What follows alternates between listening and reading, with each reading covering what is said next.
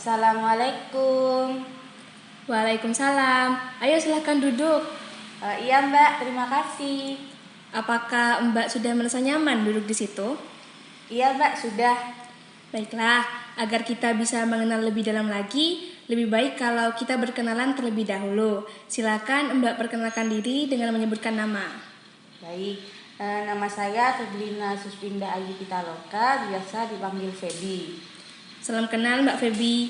Saya Hayatun Nufus sebagai pekerja sosial yang akan membantu Mbak hari ini. Baik, salam kenal Mbak Nunun. Ngomong-ngomong, bagaimana kabarmu hari ini?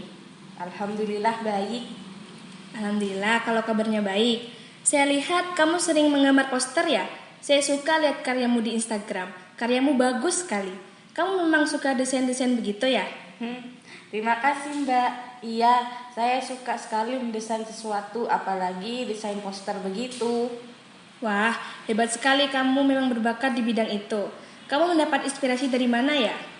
Ya macam-macam. Biasanya saya melihat dari internet begitu Mbak. Oh, begitu ya. Bagus jika kamu mempunyai hal yang disukai. Yang penting, kamu bisa berbagi waktu dan tenaga kamu juga. Apalagi kamu ini memang sangat senang saat melakukan desain ya? Iya, saya sangat senang saat melakukannya. Jadi untuk terus bisa desain seperti itu, saya harus membagi waktu juga. Bagus sekali Mbak Febi. Oh iya, Mbak Febi seperti sedang memikirkan sesuatu. Apakah ada sesuatu yang bisa saya bantu Mbak Febi? Begini, saya kesini mau menceritakan masalah yang sudah mengganggu saya akhir-akhir ini dan saya ingin meminta nasihat dari Mbak. Baik, jadi Mbak Febi ingin berdiskusi dengan saya tentang masalah yang dialami Mbak untuk kemudian kita temukan bersama solusinya ya Mbak?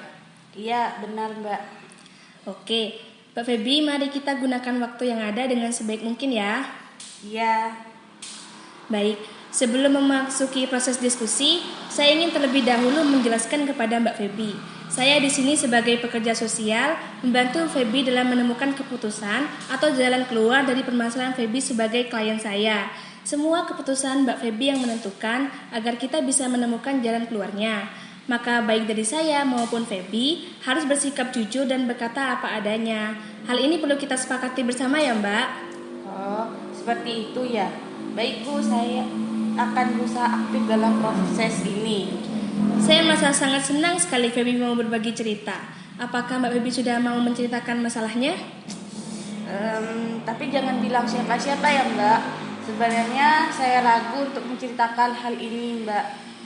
Baiklah, sebelum kita berbincang-bincang lebih lanjut, perlu Febi ketahui, di sini saya sebagai pekerja sosial wajib menampung segala apa yang ingin diceritakan dan wajib menjaga kerahasiaan klien, baik itu hal-hal yang bersifat pribadi dan umum sekalipun. Maka dari itu, Mbak Febi tidak perlu ragu kalau mau cerita apapun, karena semua hal yang kita bicarakan di sini tidak akan keluar dari ruangan ini. Oh, baiklah kalau begitu. Jadi begini Mbak, saya sekarang merasa sangat sedih. Sedih kenapa Mbak Febi? Coba ceritakan kepada saya. Saya sedih sekali karena sudah hampir masuk 1 semester di SMA, saya masih tidak punya teman Mbak. Karena itulah akhirnya saya menjadi sendirian, saya juga tidak punya teman. Nah, saya tuh sebenarnya takut Mbak deket sama teman-teman saya yang lain dan lebih memilih untuk menjaga jarak sama mereka. Oh begitu ya. Kenapa Mbak Febi takut deket sama teman-temannya? Ya dulu saya punya pengalaman gak enak dalam berteman Mbak. Dan karena itu saya jadi ragu untuk mulai berteman lagi. Pengalaman apa itu Mbak? Coba ceritakan kepada saya. Mbak takut dalam menceritakannya? Sedikit Mbak, soalnya saya takut menceritakan masalah sensitif seperti ini.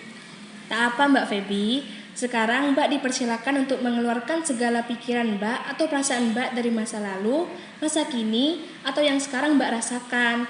Mbak tidak perlu ragu, takut, atau malu untuk mengungkapkan apapun, karena pada saat ini Mbak dipersilakan untuk mengeluarkan pikiran dan perasaan Mbak secara bebas. Nah, silakan Mbak Febi duduk dengan nyaman. Mbak tidak melihat saya pun tidak apa-apa. Yang penting Mbak Febi nyaman. Kemudian silakan mengungkapkan apapun yang ada di pikiran Mbak sekarang. Jadi saya dulu pernah dibully waktu SMP Mbak. Terus saya pernah dikhianati juga sama teman saya. Apakah Mbak dibully oleh seluruh teman sekolah Mbak? Tidak Mbak, saya hanya dibully waktu SMP saja. Kalau ditanya alasannya ya saya pun juga bingung kenapa saya sempat dibully. Yang ngebully hanya beberapa orang yang ada di satu geng Mbak. Tapi teman-teman yang lain tidak ada yang membantu saya. Bukankah sama aja kalau mereka itu membuli saya? Mereka hanya diam ketika saya dibully dan diejek oleh geng itu. Dan itu membuat saya sakit hati. Apa salah saya waktu itu sampai mereka berbuat begitu? Apakah mereka membulimu sampai ke fisik? Tidak Mbak, mereka hanya mengejek fisik saya, tapi juga mereka menyebarkan rumor jelek tentang saya Mbak. Walau tidak menyakiti fisik, mereka menyakiti hati sama perasaan saya Mbak. Lalu bagaimana denganmu? Apakah kamu pernah melakukan perlawanan kepada teman-temanmu atau melaporkan mereka? Saya awalnya berani melawan.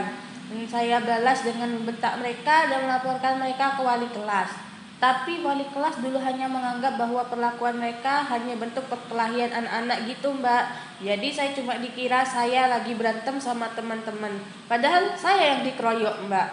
Tapi mereka bukannya jerah dan malah makin menjadi-jadi Mbak. Mereka marah karena saya melapor. Jadi mereka makin gencar menyebarkan rumor. Saya paling ingat adalah waktu mereka mengatakan bahwa saya mencontek dan mendapatkan nilai bagus karena mencontek dan tidak pernah jujur dalam mendapatkan nilai bagus. Saya sakit hati saat itu Mbak. Pokoknya karena mereka saya menjadi takut sama teman-teman dan memilih masuk ke SMA yang jauh dari SMP saya dengan tujuan menjauh dari mereka semua. Siapa juga yang mau bertemu dengan mereka lagi jika mereka seperti itu? Saya mengerti dengan perasaan Mbak Feby. Pasti sangat susah bertemu dengan orang yang pernah menyakiti perasaan kita. Benar Mbak.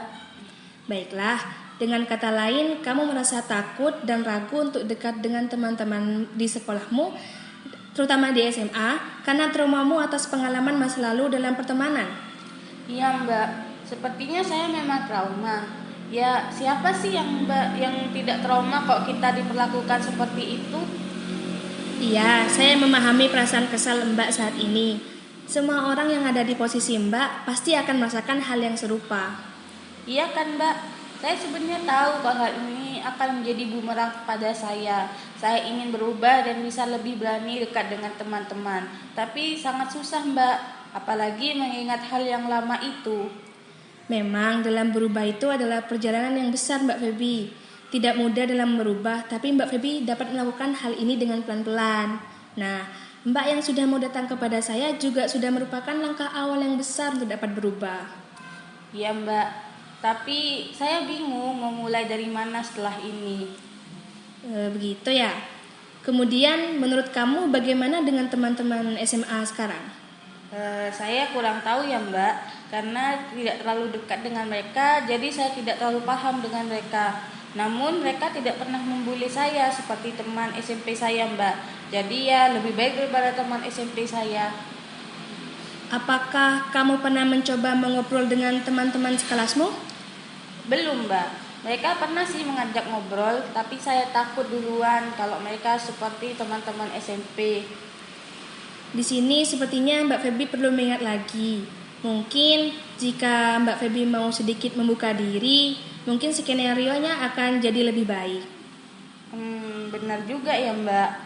Nah, Mbak Feby juga berpikir begitu? Iya Mbak. Perlu Mbak pikirkan lagi, kalau Mbak terus berpikiran negatif, itu merupakan hal yang buruk yang justru semakin membuatmu merasa tertekan. Setelah saya pikir-pikir, benar juga Mbak. Jadi supaya bisa berubah, saya harus mulai mengurangi pikiran negatif saya dan mulai mencoba membuka diri. Bagus sekali Mbak. Seperti kata pepatah, hal baik datang setelah hal buruk terjadi. Mungkin kesedihan Mbak hari ini akan terganti dengan teman yang baik juga. Benar Mbak, saya akan coba mulai membuka diri dengan teman-teman saya. Siapa tahu kita bisa klop. Tapi apakah saya bisa ya Mbak? Mbak Feby bisa mencoba. Jika kamu tidak ada usaha untuk belajar dan bangkit lagi dari traumamu, maka Mbak akan kesusahan karena dampak negatif dari traumamu dan bisa-bisa merasa menyesal. Baik Mbak, saya ingin bangkit lagi. Saya akan mencoba apa yang telah disampaikan oleh Mbak tadi. Saya sangat senang dengan perkembangan dan kemauan Mbak Feby untuk melakukan langkah awal. Baik, Feby, adakah hal lain yang ingin Mbak Feby ceritakan pada saya hari ini? Kalau tidak Mbak, saya merasa sudah menemukan jalan keluar dari permasalahan saya. Baik, setelah proses diskusi yang kita lakukan sejauh ini, bagaimana perasaan kamu? Saya sudah mulai merasa lega, nyaman, tenang, dan bahkan saya memiliki keberanian untuk mulai berkenalan dengan teman-teman saya, Mbak. Baiklah, kalau begitu. Dari apa yang sudah Feby ceritakan, jadi bisa disimpulkan bahwa Mbak Feby merasa takut untuk dekat dengan teman-temanmu karena traumamu pada masa lalu. Tapi dari apa yang didiskusikan, Mbak Feby berhasil menemukan solusinya. Benar begitu? Iya, Mbak, benar. Baiklah, kalau begitu apakah diperlukan sesi lanjutan? Saya rasa iya, Mbak. Saya merasa sangat senang bisa berbicara dengan Mbak dan akan sangat membantu saya kalau kita membicarakan hasil dari apa yang saya lakukan nanti.